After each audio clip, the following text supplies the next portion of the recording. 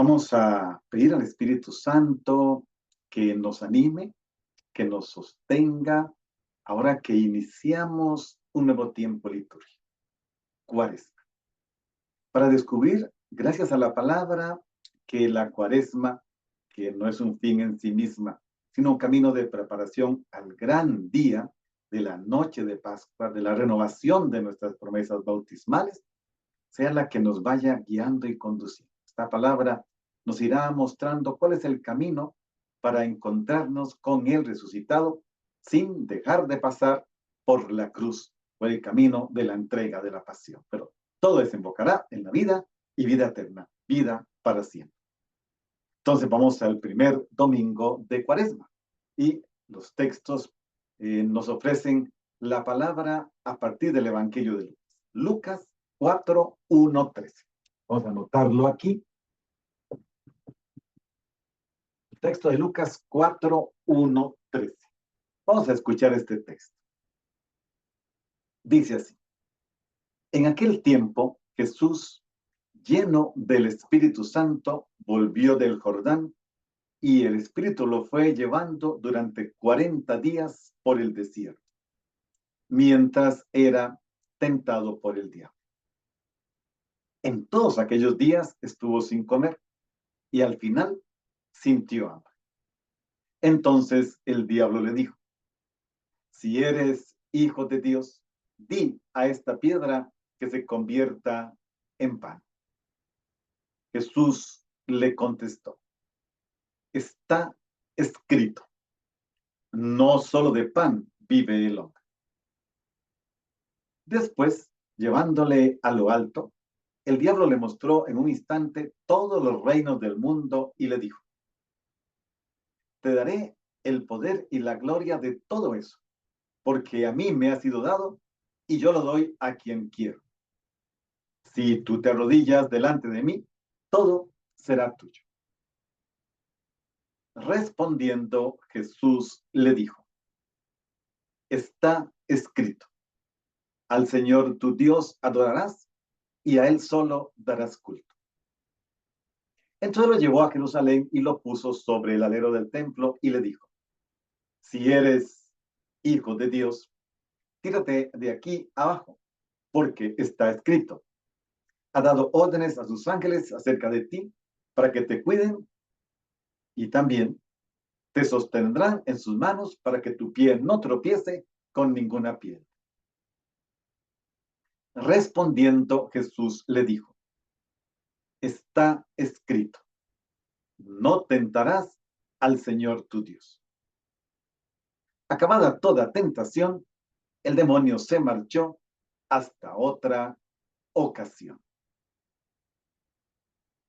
Ya es conocido que siempre el primer domingo de Cuaresma está la escena de las tentaciones de Jesús en el desierto, que para cada evangelista tienen sus particularidades. No todas son iguales. Aunque parecieran a primera vista muy iguales, no son iguales. Lucas, de hecho, realiza ciertos cambios en comparación con la de Mateo. Bueno, ¿cómo podríamos resumir esto? Para iniciar con alegría, para iniciar con gozo el camino cuaresmal en las celebraciones dominicales. Yo le diría así: qué buena noticia. Si Jesús fue tentado por el diablo y venció, tú también vencerás. Yo también venceré. Eso está de fondo. Jesús fue tentado por el diablo. Los discípulos también lo serán, pero él venció. Y esto nos dice: yo también venceré. Tú también vencerás. Vamos a acercarnos entonces desde esta perspectiva. No vamos a fijarnos solamente en la tentación. Hay que fijarse que en las tentaciones terminan diciendo que Jesús salió victorioso, que el diablo tuvo que irse. Aunque Lucas dirá hasta otra ocasión, pero salió derrotado. Y esto tenemos que mantenerlo vivo porque la Cuaresma podría ser que en algún momento la sintamos eso pesada, que ya no podemos, pero el final es el triunfo, la victoria, Cristo resucitado. Bueno, Lucas subraya que Jesús fue tentado. Entonces, fue tentado, pero también, como digo, que venció la tentación.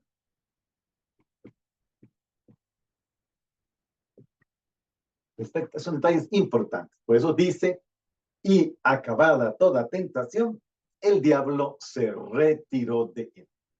Esto es buena noticia. Su victoria es también nuestra victoria. Su cruz es nuestra cruz. Su resurrección es nuestra resurrección. Ahora digámoslo con un lenguaje pascual. Su Pascua es nuestra Pascua. Su Pascua es nuestra Pascua. Su Padre es nuestro Padre.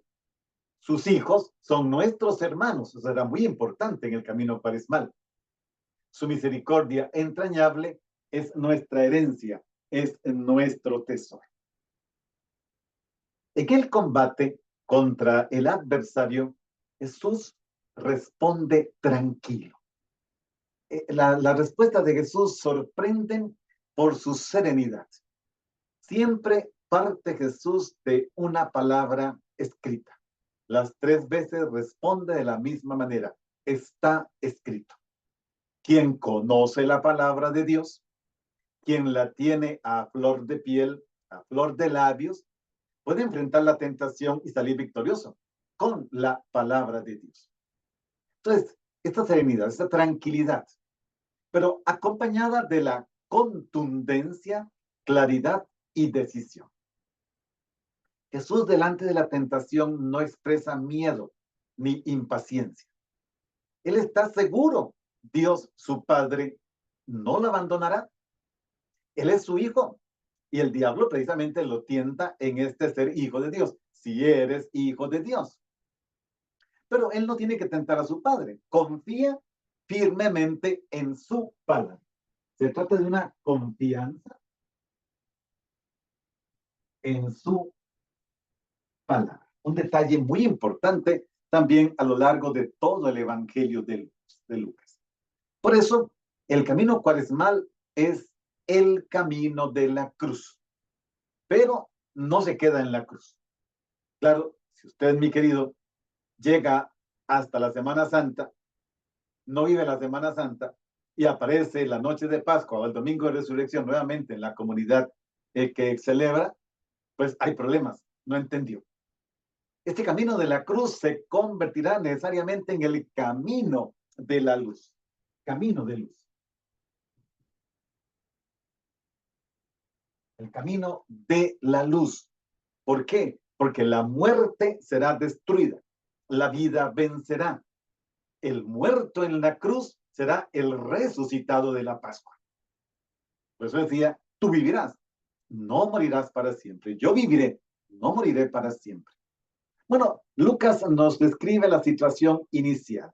Dice que Jesús, lleno del Espíritu Santo, regresó del Jordán y era conducido por el Espíritu en el desierto durante 40 días siendo tentado por el diablo. Jesús está lleno del Espíritu Santo. Lleno del Espíritu Santo.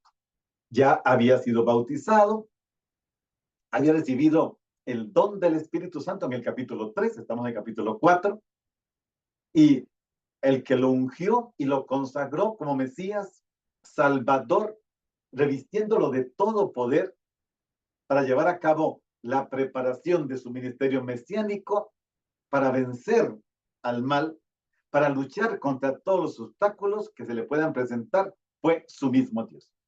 Dios Padre, este es mi Hijo. Este es, precisamente. Ven que hay una función importante aquí del Espíritu Santo, que es otro tema muy importante del Evangelio de Lucas, porque dice que estaba lleno del Espíritu. Este lleno del Espíritu no significa que Jesús actuaba de forma pasiva, sino que había una solidaridad real entre el Espíritu y Jesús en cuanto Mesías. Se nos presentan los 2 únicos personajes de esta escena, que es Jesús y el diablo. Tomando en cuenta que el Espíritu Santo es el que conduce, pero los 2 personajes de la escena son Jesús y el diablo. La acción del Espíritu Santo es conducir a Jesús, guiarlo. La acción antagónica del diablo es tentarlo durante el periodo que estuvo en el desierto, que Lucas nos dice que son 40 días. Entonces aquí hay un tema interesante que es ser tentado, tentar, probar, ser tentado, ser probado. Eso significa ser sometido a prueba. Y este ser sometido a prueba implica de alguna manera soportar una carga, sentir el riesgo, ¿por qué no? Sentir incertidumbre, sentir amenaza, sentir desconfianza. Y Jesús, aunque como decía, se muestra tan sereno, sí tiene que haber experimentado eso. O sea, me está haciendo dudar de mi Padre, me está poniendo a dudar sobre mi filiación divina, si eres hijo de Dios. Pero en sentido general, esas son las intenciones y significados de este verbo probar. Y el concepto, según sea la intención, tiene sentido positivo o negativo. El sentido positivo es colocar a prueba a alguien para que se acredite. Eso es importante. Es para acreditarse. Nosotros siempre vemos la prueba, la tentación, como algo negativo. Y lo es. Pero también es positivo en el sentido de que me acredito ante Dios como uno que cree. Es creer en su palabra, confiar en su palabra. El sentido negativo es conducir a alguien para hacerlo caer, para hacerlo tropezar, para hacerlo dudar. Este verbo tiene en el Nuevo Testamento muchos significados. Examinar, poner a prueba, inclusive con buenas intenciones, también con malas intenciones. Someter a prueba con la intención de amenazar, seducir. Puede significar descarriar, desafiar, poner en duda. En fin, todo esto es una carga, se impone una carga sobre la persona. La forma como está el verbo siendo tentado indica que Jesús no es el que busca la tentación, sino que la acción de tentar es del diablo, que recae sobre Jesús. Y el participio indica que es tentado por él y que estuvo en esta condición durante el tiempo que permaneció en el desierto. De alguna manera, la fe y la razón no son para asegurar nuestro bienestar material. Y hay que superar esto. Es mucho más. La fe y la religión no son para tranquilizar nuestra conciencia. Sería un error ver la fe y la religión de esta manera. Tampoco son para vaciar nuestro cristianismo de la misericordia entrañable que hemos visto en los últimos domingos anteriores. ¿Por qué? Porque no se puede vivir sordos a la voz de Dios. Él nos sigue gritando lo que decíamos el domingo pasado. ¿Cómo está viviendo tu hermano? Y aquí también hay un gesto de solidaridad. ¿Qué hace el diablo? Pone sus requerimientos y hace sus ofertas. Le ofrece a Jesús bienestar. Pero es interesante. Vean que en la escena, dijimos, hay dos personajes, Jesús y el diablo. No hay nadie más. No hay ningún prójimo.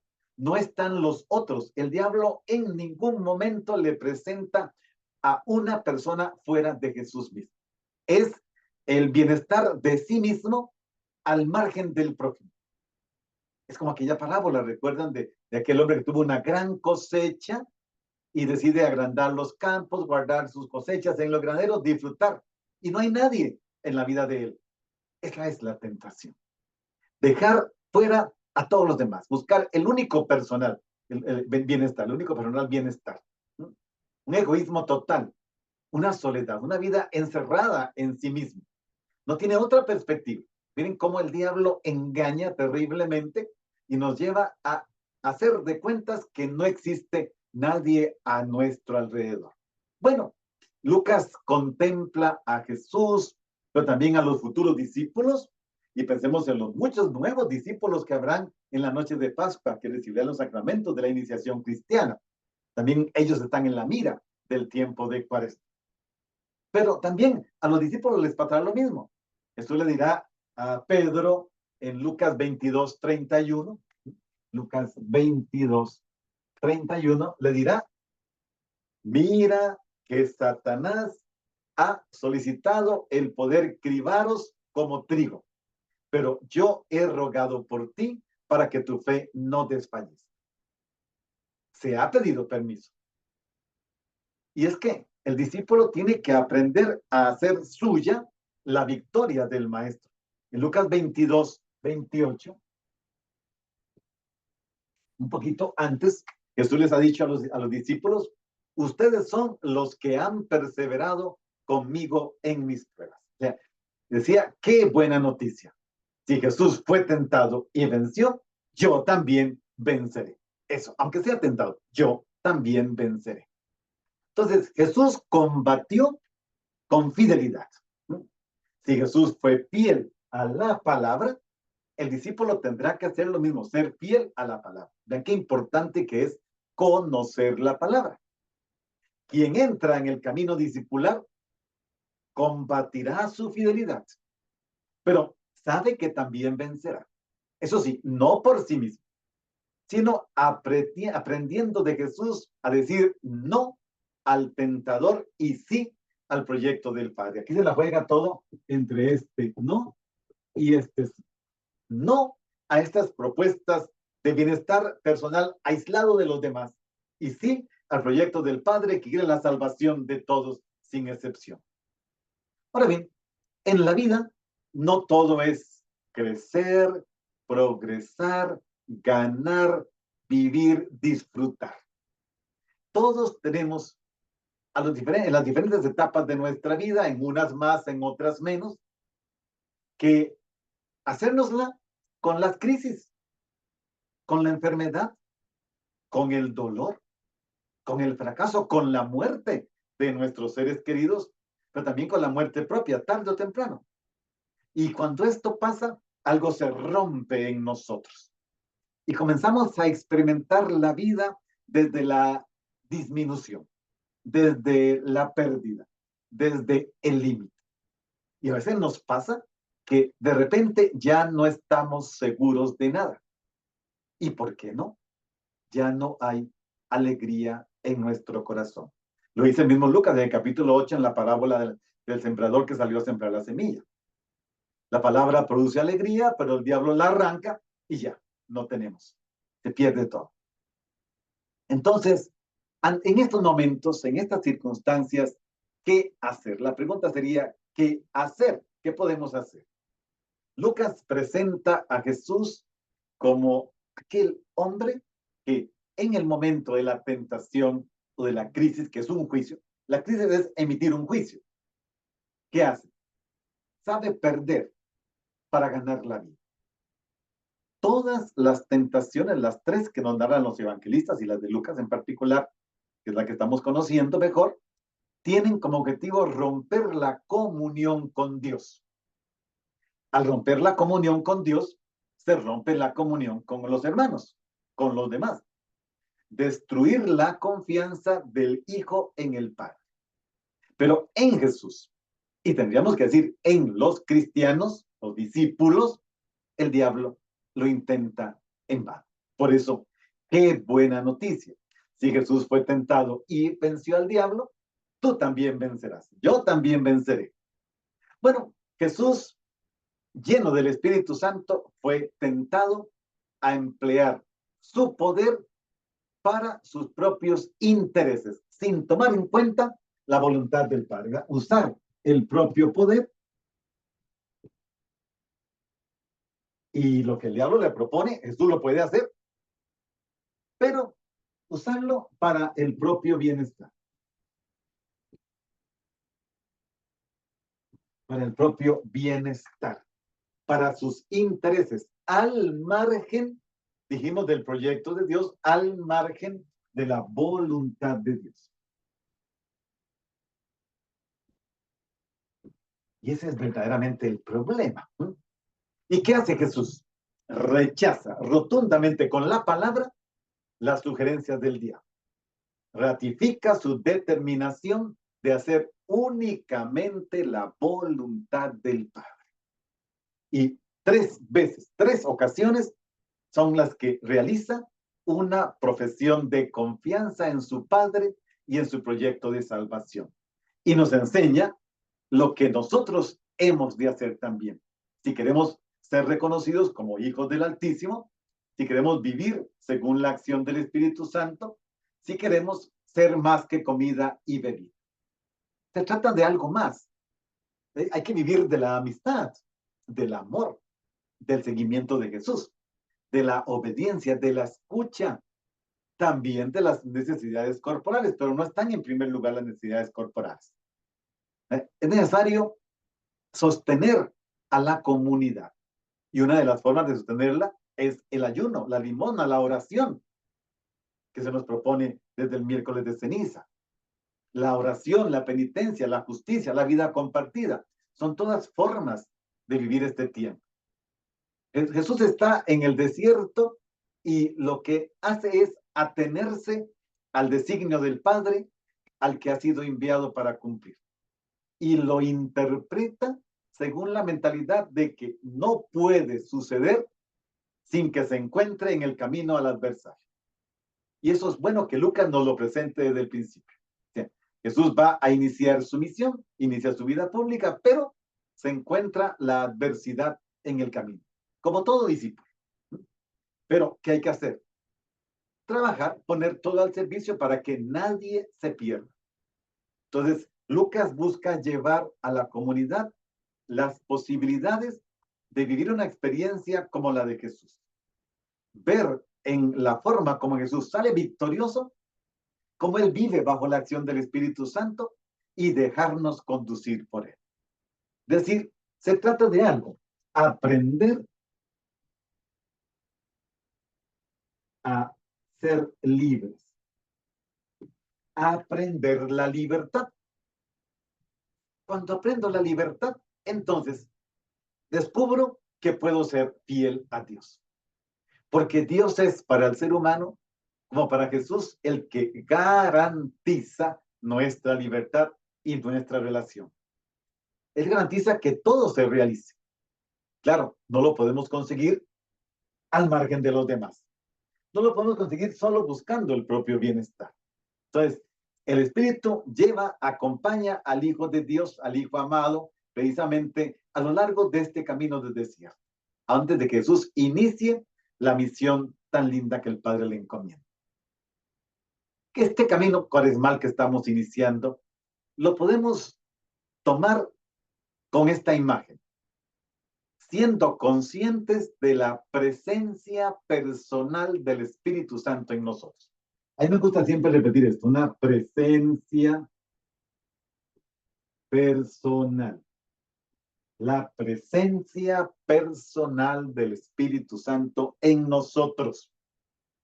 Como una persona, tienes que aprender a ver al Espíritu Santo como una persona que te acompaña en la vida, en el llamado, en el seguimiento. Es una fuerza que se nos comunica. Y a Él le pedimos su ayuda para, primero, no oponerle resistencia a Él mismo, porque le podemos poner resistencia al Espíritu Santo y entonces se nos va el camino cuaresmal en nada, termina sin nada, sino para contribuir con Él para que la vida triunfe en todos los ámbitos. Hoy la humanidad, que se considera bastante llena de cosas, tiene esperanza de algo más que tantos bienes. Ya nos hemos dado cuenta que no es el pan, ni la ropa, ni el vestido, ni el bienestar, ni viajar lo que nos resuelve nuestra vida. Hay algo mucho más. Es la palabra de Dios. La relación vital con la persona de Dios. ¿Y cuál es como la alternativa a la tentación del diablo? Miremos cómo hace Jesús. Resiste firme en la opción fundamental de su vida. ¿Y cómo lo hace? Hallando fuerza en su unión a la voluntad del Padre, en un diálogo fecundo con la palabra con la que Dios se va comunicando. Está escrito, está escrito. está escrito. A quien intente apartarte de Dios, respóndele, está escrito. Pero ahí tenemos un problema. Permítame que me detenga aquí un instante. El problema es que sabemos muchas palabras para ofender, para humillar, para contestar, para responder, para aplastar al prójimo y a todo el que no coincida con nuestras ideas. Pero no tenemos palabra de Dios para responder a la tentación, para responder al adversario. Y como no tengo palabra de Dios, porque lo que me hace es un montón de palabras ofensivas, hirientes, violentas, sale ganando. ¿Cuántas palabras de Dios te conoces? Te sabes. Jesús te sabe palabra y con esta palabra responde, está escrito, está escrito, está escrito. Y entonces podemos dar respuesta a las tentaciones, porque hoy hay muchas tentaciones. Piensen, una tentación fuerte de hoy, la desesperanza. La desesperanza nos está invadiendo por muchos lados. En esos momentos de crisis, de dudas, de tanta corrupción, de tanta injusticia, de tanta muerte violenta, de tantos negocios, de tantos fraudes, de tantos hackeos. Otra tentación, el creernos mejores que los demás. Es una cosa absurda. De las cosas absurdas que hay es creerse mejores que los demás. Mire, nadie es mejor que los demás. Hay quien tiene cualidades, pero el otro tiene otras y sin ellas yo no puedo desarrollar las mías. Solo para decir un ejemplo. O sea, otra tentación. El juicio de la misericordia ante la debilidad ajena. No juzguemos, sino con la misericordia. Por eso dije el juicio de la misericordia ante la debilidad ajena. No apliquemos la ley. Recordemos que Jesús dice, porque con la medida con que midan serán medidos. Midamos con la misericordia. El imponer como voluntad de Dios lo que no son más que criterios humanos. El cerrar los ojos al dolor ajeno. El refugiarnos en una vida confortable. No. Se trata de algo diferente. Recordemos que estamos hablando de una buena noticia. ¡Qué buena noticia! Si Jesús fue tentado por el diablo y venció, tú también vencerás. Yo también venceré. El tiempo que se nos da es 40. Ya conocemos este número bastante. Se nos repite cada año, el domingo, el primer domingo de Cuaresma, los 40 días del diluvio. Pero vean qué interesante, porque a veces vemos el 40 como que el 40 de por sí no es literalmente 40 días o 40 años. 40 es un tiempo largo.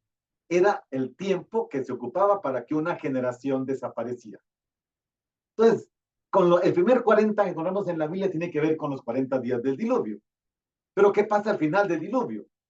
Dios salvó a una familia de justos. Es que no es el diluvio. Cuenta que Dios salvó a la humanidad en aquellos justos. 40 días estuvo Moisés en la cima del monte. ¿Y qué pasó después de estos 40 días? El pueblo de Israel recibió las 10 palabras de Dios, que conocemos como las tablas de la ley o los mandamientos. Les dio las 10 palabras, así llamaban, decálogo, 10 palabras. 40 años estuvo el pueblo de Israel en el desierto, después de que salió de Egipto. Y al final, ¿qué? Entraron en la tierra prometida. 40 días fueron los que Elías estuvo hasta el monte del Señor. Y al final de los 40 días, el Señor le renovó su vocación de profeta. 40 días estuvo Jesús en el desierto, sometido a las tentaciones del diablo. Y al final venció y comenzó a predicar el reino de Dios. 40 días es el tiempo de la Cuaresma. Y al final de estos 40 días celebraremos la gloria de la Pascua. Entonces vean que cuidado con el 40. Yo siempre quiero ver lo que hay y la meta. Pero a veces no vemos la meta. Todos los 40 terminaron en gloria. Todos terminaron en gloria. Todos. Esta cuarentena que desemboca en la Pascua también terminará en gloria, la noche de la gloria. Y ojalá que podamos celebrarlo, viendo a algunos hermanos renacer de las aguas del bautismo con la iniciación cristiana. Entonces, 40 días nos dice que Dios introduce a los individuos, a los pueblos, en el ámbito de la salvación, aunque haya que pasar por ciertas pruebas, pero se aquilata la fe, se aquilata la fidelidad, se espían las culpas, se purifica el corazón, algo muy importante, se purifica el corazón, se abre la gracia, se dispone al encuentro, al abrazo, al perdón. Por eso se nos recomienda en las celebraciones eucarísticas suspender el gesto de la paz para reservarlo a esa gran noche y con corazón limpio, perdonados los pecados por la acción sacramental o por los sacramentos de la iniciación, abrazarnos. Bueno, fijémonos un poquitito en cada una de las tentaciones, a ver hasta dónde nos da tiempo. La primera tentación es proponer a Jesús utilizar a Dios, así, digámoslo descaradamente, utilizar a Dios para convertir las piedras en pan. Si eres hijo de Dios, bien, utilizar a Dios para convertir las piedras en pan. ¿Cierto? Es una necesidad básica, fundamental. Si no comemos, nos morimos. No hay nada que hacer. El que no come, termina muriéndose. Pero Jesús le dirá, está escrito, no solo de pan vive el ser humano. El anhelo del ser humano, el anhelo más profundo, no se apaga sino solo alimentando su cuerpo, sino alimentándolo de algo más que eso, alimentándolo de la palabra de Dios. Necesitamos más que comida para estar bien, para liberar de la miseria, del hambre y de la muerte a quienes no tienen pan, para despertar el hambre de justicia y de amor en nuestra sociedad, la sociedad, como hemos dicho otras veces, de egoístas satisfechos. No, es que es más que eso. En el primer plano está esta convicción que Jesús nos presenta. La vida es mucho más que el esfuerzo por solucionar necesidades inmediatas. Uno no puede, desde otra perspectiva también, uno no puede vivir toda la vida para trabajar. No se le va a uno la vida trabajando. Se va a necesitar también descansar, celebrar, vivir, pasarla juntos, no hacer nada. Porque la principal búsqueda, la fundamental del corazón humano, está en saberse apoyar como Dios hizo en Dios Padre, como Jesús hizo en Dios Padre. Saberse apoyarse. Ante la tentación, apoyarse en el Padre. Esto. Como Jesús, apoyarse en el Padre. Dios misericordioso, Dios bueno, paciente, fiel, Dios leal, que sabemos que nunca abandona a sus hijos en sus necesidades, como expondrá Lucas después en el capítulo 12. Jesús renuncia a utilizar a Dios para convertir las piedras en panes y para saciar su hambre. No seguirá ese camino, no vivirá buscando su propio interés, no utilizará al Padre de forma egoísta, se alimentará de la palabra viva de Dios.